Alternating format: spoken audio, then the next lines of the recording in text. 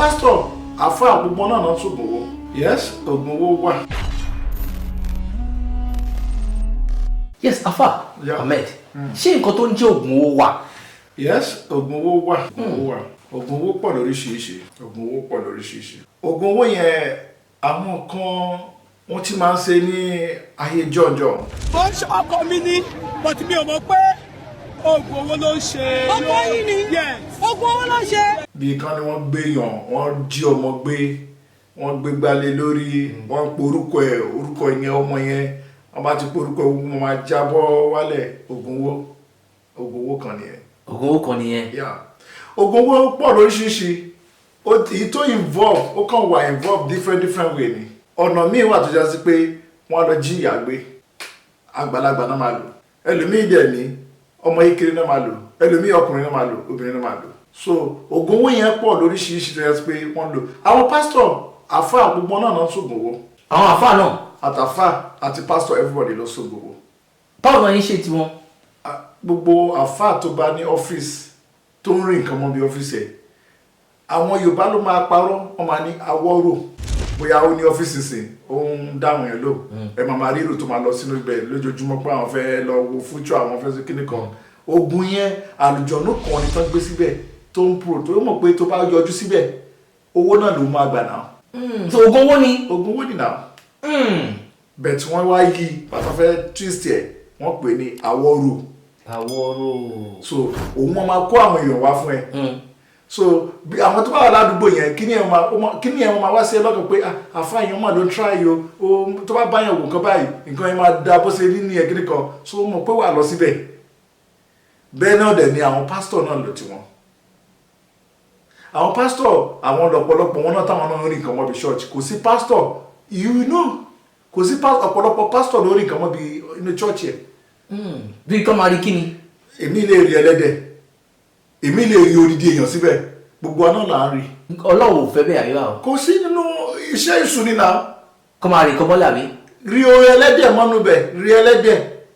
Wọ́n á rí ẹlòmíì á rí odidi màálù síbẹ̀. Ṣé màálù yẹn kò ṣe human be like you?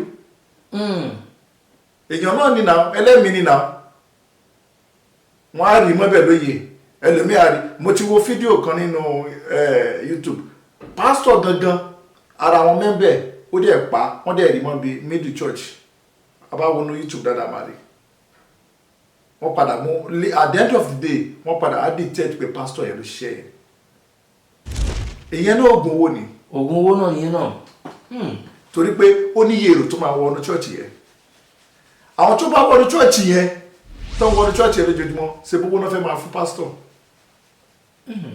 wọ́n máa fún lówó ó ní 50,000 ó ní 10,000 by fire by power ni by power by fire ni oníkálukú máa sáfẹ́ náwó fún pastor yẹn. Àwọn tí ò bá ní kọ́. Oníkálukú máa wà ẹjọ́ ò bá ní ó máa wà bó ṣe ní mọ̀ yẹn náà ló máa fi wá fún pastor. Bó ṣe 10 naira ló ní àbí 20 naira ló ní òun náà máa ní okay I want to contribute. So káwá kó ń bẹ̀ káwá lọ sọ́dọ̀ àwọn politicians yẹn náà àwọn náà ń ṣe. All those things wey dem dey talk na politicians let's face the facts. Àwọn míì nínú àwọn politician yẹn tó bá di pé election bọ̀ wá ẹlòmíì máa mú àwọn tó ń jí èèyàn gbé àwọn politicians short àwọn politicians ló cause a lot of things. Mo remember wọ́n gbé lọ sí house pé gbogbo àwọn rituals kìíní àwọn tó bá ṣe rituality àwọn tó bá ń jí èèyàn gbé àtàwọn kidnapper ní house wọ́n ní kán sáyẹ̀nsì pé anybody tó bá ti gbá mú kán fún ní life jail àbí kán pa kò mọ̀ sí anybody tó máa dá wọn lò ní house no one tó dá wọn lò only Lagos state nìkan àti Ogun state lóye sáyẹ̀nsì and then wọ́n kàn sáyẹ̀nsì ni ǹjẹ́ wọ́n work towards it torí pé kán máa jíyàn gbé lójoojúmọ́ kí náà fi ṣe oníkálukú fi ń bìdì láìfẹ́ ni ogun náà ni ogun owó náà ni. Àwọn kidnapper wà tó máa ń jíyàn kó tó máa demand ransom.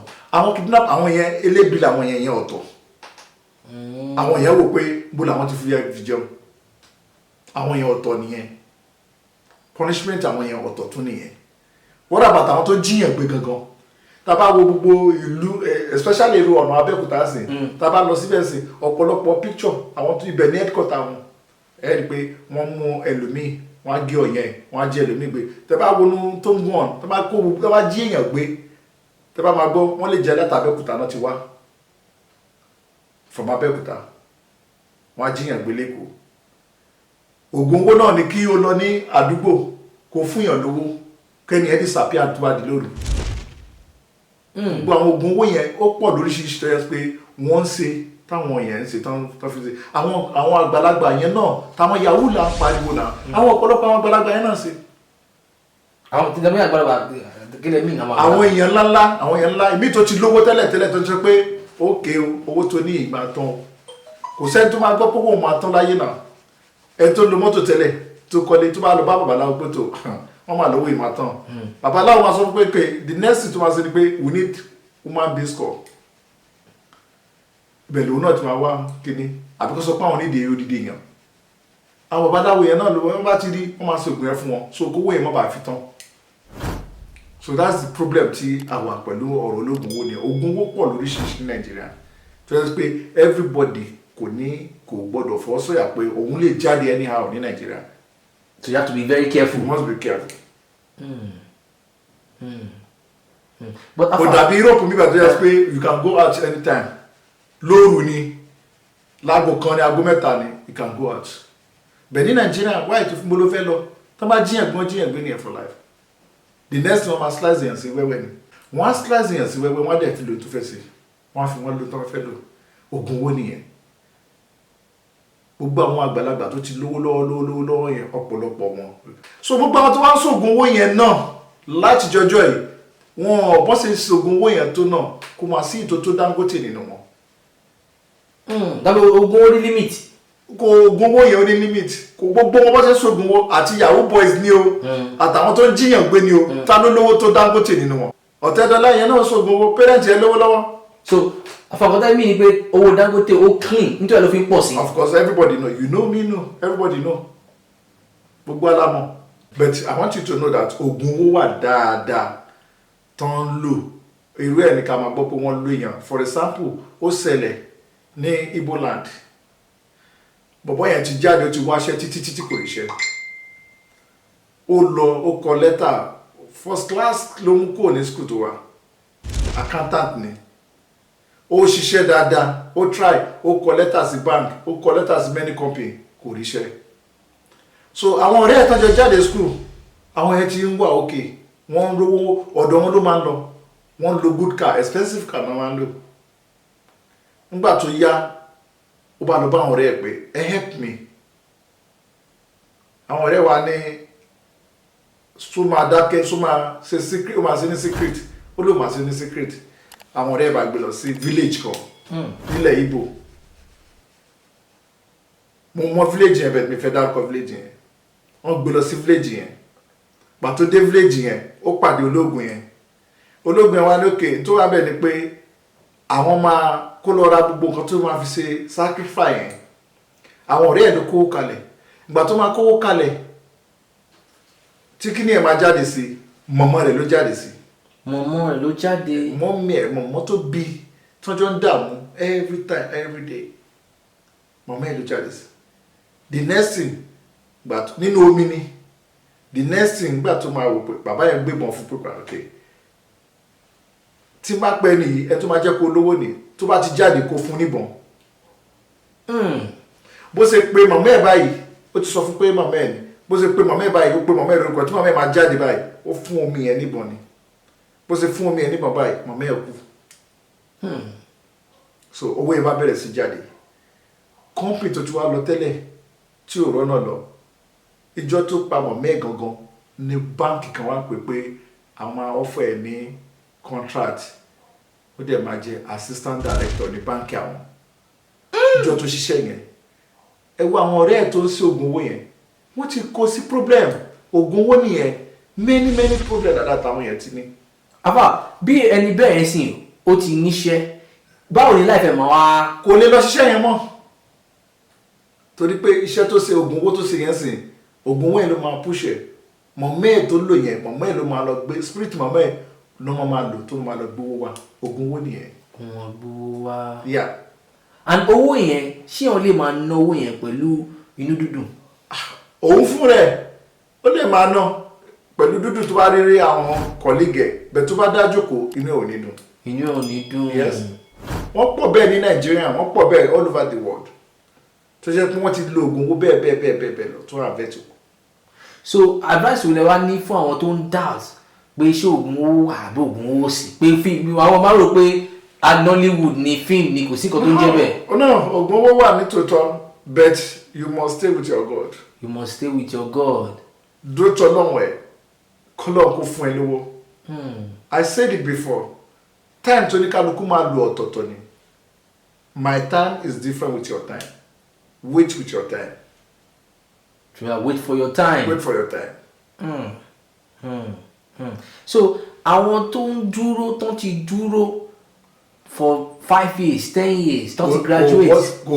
Ìyẹn máa Ọlọ́run ọba tó dá wa kò tí ì dá ẹnìkan tí ò ní ní láyé. tí ò ní ní láyé. Ó máa ní torí pé if you go to Quran, if you say Bismillah, ìtumọ̀ ẹ̀ ni pé mo bẹ̀rẹ̀ pẹ̀lú orúkọ Ọlọ́run. I start in the name of Allah. Ar-Rahman yẹn mean pé ọba tó máa kẹ́ everybody, tó máa ṣe fún everybody ni. Wherever you are, Ọlọ́run máa ṣe fún ẹ, but it's a time. Ar-Rahim yẹn òní tó wáyé pé tí gbogbo wa bá kú tán ó máa select pé you are a good person, you are good, you are good, you are the best, you are honest person. So Quran ti jẹ́ kó yé wa. Ar-Rahman ó lọ church ó máa ṣiṣẹ́ fún ẹ. Ar-Rahman, you are a Muslim, spirit Ar-Rahman yẹn máa ṣiṣẹ́ fún ẹ. You are a babaláwo, spirit Ar-Rahman yẹn máa ṣiṣẹ́ pẹ̀lú ẹ. You don't go to church, you don't go to mosque, free thinker ni ẹ, Ar-Rahman yẹn máa ṣiṣẹ́ fún ẹ. Ayé yìí nìkan nìyẹn wà. So kò sẹ́nìkan tí ò ní ní, it's a time. Ẹlòmíì wà ó yẹ pé ó lè ti bẹ̀rẹ̀ for long time kò ní, àmọ́ tí time yẹn bá ti tó báyìí kí ni ẹ máa ṣílẹ̀kùn ni, ilẹ̀kùn yẹn máa ṣí ó máa rí títí ẹ̀. So that's why kẹ́nìbọ̀dì má sáré ká má jẹ́ pé wọ́n tàn wọ́n pé kán fún àwọn lóògùn kan àbí wọ́n fún yín lọ́sẹ̀ kankan lò ọ̀sẹ̀ tẹ́ ń fún yín yẹn agbára yín ò lè kà. Tán bá fún yín lọ́sẹ̀ sí lónìí tẹ́ bá lọ sọ́dọ̀ bàbá olóògùn pé ókè ó fẹ́ sóògùn kan fún yín pé ó fẹ́ lówó lọ́wọ́ ó wá fún ẹ lọ́sẹ̀ pé kò lò lónìí, tó bá ń lo ọ̀sẹ̀ yẹn máa tán, tó bá lọ bá bàbá olóògùn yẹn pé ókè ọ̀sẹ̀ tẹ́ fún mi ti tán, bàbá yẹn máa ní ọmọ tó wà bẹ́ẹ̀ ni pé ọ̀sẹ̀ tí mo fún ẹ yìí tí mo fi ṣe nì àmọ́ ilé tún dáa jù lọ. Ibi tí wàhálà ti ṣẹlẹ̀ nìyẹn. Ok, ó mọ bá ṣe máa ṣe léèsì báyìí àfi ká wọ́ ọmọ kékeré kan lọ́sẹ̀ bí. tó tẹ́yìn ṣe ń ṣe ló ń wọnú ẹ̀. So ibi tó bá ti rí ọmọ kékeré ọ̀sẹ̀ yẹn náà máa tán jọkàn náà. Ó lè jẹ́ pé ó bẹ̀rẹ̀ sí lò ní age of 30 years gbà tó bá fi lo 5 years pẹ̀lú ọ̀sẹ̀ yẹn ti tán. Tó bá tún lọ bá bàbá yẹn tí bàbá yẹn bá wà láyé or tí bàbá yẹn bá kú is another problem. So bàbá yẹn máa sọ pé okay, you know what is going to be, jẹ́ ká wá gbàlagbà kan ká lò spirit àgbàlagbà náà fẹ́ lò nìyẹn. So wọ́n máa tún bẹ̀rẹ̀ sí lò yẹn. Ó fún mi ní another story tí mo tún remember. There's family kan wọ́n ti tọ́kọ àtìyàwó wọ́n ní problem for wọn lówó lọ́wọ́ àwọn náà wọ́n wà tálíkà àwọn kò sówó kankan fún lọ́wọ́ wọn. Ìyàwó ẹ̀ bá sọ fún pé ọkọ mi wọ́n náà jáde lọ kó wọ́n náà bí táwọn ẹgbẹ́ ti ń là. Gbàtọ́kọ wa máa jáde ọkọ gẹ̀ pé oògùn owó làwọn lè ṣe káwọn fi lè jẹyàn. Ẹwẹ́ ẹni òkè jáde kó wógun owó lọ. Bó ṣe jáde nìyẹn ó bá pàdé àgbàlagbà, ó pàdé bàbá kan. Bàbá yẹn wá sọ fún pé òkè òun máa ṣògùn owó fún o ṣùgbọ́n ọmọ mélòó ló bí, ó lóun bímọ 3. Wá ní kó mórúkọ àwọn mẹ́tẹ̀ẹ̀ta wá. Bàtí bàbá yẹn máa wo nǹkan tó máa ṣe fún, bàbá yẹn wo àwọn ọmọ yẹn ta ló ní star nínú àwọn ọmọ yẹn. Ó wá gẹ́tì pé èyí tán bí last ló ní star. Bàbá yẹn wá ní ó dà èyí tó ní star yẹn òun ni kò jẹ́ ká lò so that owó ẹ̀ máa tóbi sí àwọn yẹn máa mú ẹ gan all over. Ó wá lọ bá ìyàwó ẹ̀ pé bàbá ìyàwó mi ibi tí mo lọ nǹkan tó fẹ́ lò fún mi rèé, wọ́n ní kó mú ọmọ wá. Ìyàwó ẹ̀ ní gbogbo yẹn ti mọ̀ pé àti bí àwọn mẹ́tẹ̀ẹ̀ta yìí tí nǹkan bá sí wọ́n sì gbogbo ìlú máa bú wa so ó wá ní òkè ó wá pọkọ ẹ̀ ó ní ọkọ mi ǹjẹ́ o lè lọ bá bàbá só lè fún wa ní time tá a bá padà wá ó wá lọ bá bàbá ó ṣàlàyé pé o bàbá ntí ìyàwó mi sọ ni a máa fúnra wa lóyún mi tó tá a bá ti bí ọmọ mi ọmọ yẹn la máa gbé wá immediately bá ṣe bí ọmọ yẹn gbàrà la máa gbé ọmọ yẹn wá ó bímọ gbà tó time tó lo 9 months 1 year ó ti bímọ mi ó gbọ́mọ yẹn ó lọ gbé fún bàbá yẹn wà láyé bàbá yẹn débi tó ti máa lo àwọn ọmọ yẹn ó lo ọmọ yẹn ó lo gbogbo ẹ̀ ó lo gbogbo ọmọ yẹn bàbá yẹn parí iṣẹ́ yẹn ó ti sí ọṣẹ yẹn sínú ike ńláńlá fún pé ọṣẹ yìí ni wàá máa lò tó bá ti ń fọṣẹ ìwẹ̀ wà lówó bí bàbá yẹn ṣe parí iṣẹ́ yẹn ó ti pọ ọmọ yẹn ó ti lò so bó ṣe gbọ́sẹ̀ yẹn kalẹ̀ báyìí bàbá yẹn kàn rántí pé ewé méjì kan wà tó wọ̀ fi sínú kíni yẹn so ọmọ yẹn wọ́n ti waste ẹ̀ nìyẹn so tíyẹn bá dúró kí ni story yẹn sọ fún mi ni pé tíyẹn bá dúró dáadáa tíyẹn bá nígbàgbọ́ sọ́dọ̀ lọ èèyàn máa padà lówó lọ́wọ́ àwa là ń sáré à ń kánjú that's why tá a bá wò lónìí ọ̀pọ̀lọpọ̀ àwọn youth ló ń kú ní kékeré a máa bá wọn sunkún ìjẹ́ àmọ́ tán ti ṣe ẹlòmíì ti lọ so oògùn yẹn ò dáhùn so the next thing ó máa kú ni. àwọn tó ń gbó bí ajá ń kọ́. ààrẹ náà ni ẹlòmíì lọ so oògùn yẹn kò ṣiṣẹ́ lára ẹ̀ so the next thing ó máa kú ni àbí kó ya wèrè àbí kó di nǹkan mi irú ẹ̀ làwọn ọmọ àwọn olówó mi tẹ̀ máa rí tó já sí pé èmi kan máa bọ́lẹ̀ á kàn lọ jù rẹ̀ sínú omi torí spirit yẹn ló ń control ẹ̀ spirit tó ń gbówó wá fún yẹn ìtọ́ ti bèrè lọ́wọ́ ẹ̀ kò rí so spirit yẹn náà máa ránṣẹ́ ni òun ló rán spirit yẹn níṣẹ́ tẹ́lẹ̀tẹ́lẹ̀ lọ gbówó báyìí wá mo nídìí owó báyìí spirit yẹn ló ń lọ sí everywhere fún tó fi ń mọ̀ ìjọ tíṣẹ́ yẹn bá ti tán tí spirit yẹn nídìí nǹkan mi tí ò bá ti rí tó jẹ́ pé ó ń wá káàkiri bó sì fẹ́ rí spirit yẹn máa lókè èmi máa máa control ẹ̀ òun ló máa fẹ́ lómi tó yẹ pé ó ń ṣèrànù káàkiri spirit yẹn lè sọ fún pé kó lọ jòkó sí títì spirit yẹn lè sọ fún pé kó lọ fò sínú omi kò dẹ̀ ní kú kò ní kú ó dìgbà tí spirit yẹn náà bá lò tó bá ń sùn dáadáa so oògùn owó wà spirit ni one powerful spirit ni òun ló ń produce owó yẹn fún wọn so a gbọ́dọ̀ ṣọ́ra a dẹ̀ gbọ́dọ̀ nígbàgbọ́ ká dúró tọ̀ lọ́hùn ká bẹ Ọlọ́run fúnra wa tá a bá bẹ Ọlọ́run àsìkò wa máa dé a máa lówó lọ́wọ́ a máa jẹun a máa mu.